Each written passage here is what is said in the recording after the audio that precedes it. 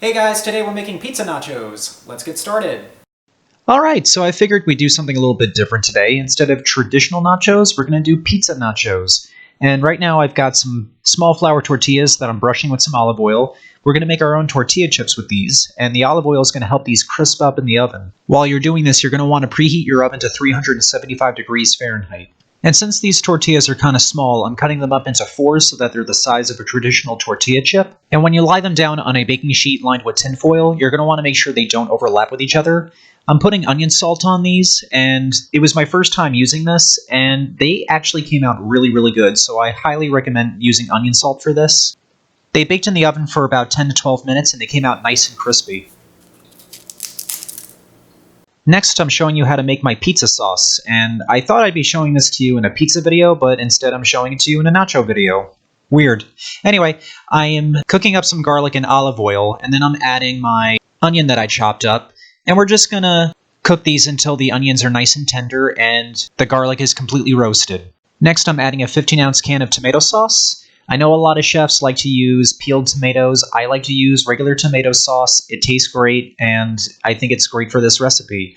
And I'm just adding some salt and whatever seasonings you want. I like to use just traditional salt, pepper, a little bit of dried oregano and dried basil. And even though that I have fresh garlic in this sauce, I also like to add some garlic powder. Again, I really like garlic, so I really like that flavor. But if you don't, you can hold off on the garlic powder.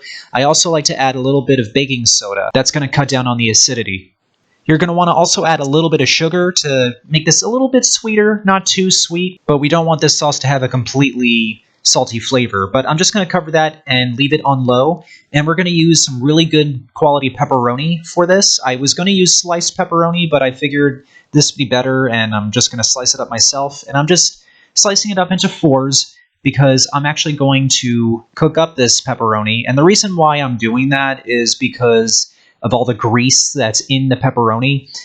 When you put this in the pan, do not add any oil or butter or anything. Just put this in a dry pan because, as you can see, there is a lot of grease coming off of this pepperoni, and we do not want that grease on our nachos. And I'm just going to scoop this up with a slotted spoon, and I'm going to put this on a plate lined with some paper towel. Again, I just want to make sure that I get all the grease out. The last thing I want out of this is heartburn. The next thing I'm going to make are sauteed mushrooms. I'm just going to put in some olive oil in the same pan that I used for the pepperoni. I made sure that I washed it first. And I'm just going to keep cooking this. This cooked for about 10 minutes. And I'm just seasoning it with salt and pepper. These come out great, and the mushrooms are full of flavor. You don't really need anything else for this. And once that's done and ready to go, we're ready to assemble our nachos. I'm just going to layer this, and the first layer are going to be our homemade tortilla chips.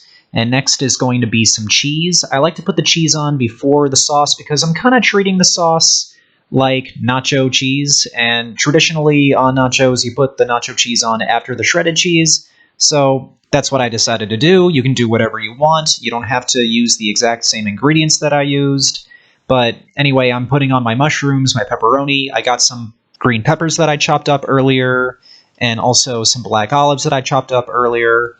And again, add whatever you want. I'm ready to go on to my next layer. And before I add the next layer of chips, I added more cheese to make sure this all sticks together like glue. And this is ready to go into a 300-degree oven for about 20 minutes, or until the cheese is completely melted. It might be a little bit longer since the oven is at such a low temperature. But after 20 to 25 minutes, these came out really, really good.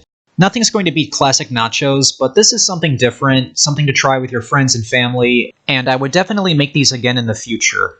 I just need to remember to make extra sauce next time. Alright, here they are. Here's the nachos. Let's give them a try. And I mean, it's pizza nachos. How could this be bad?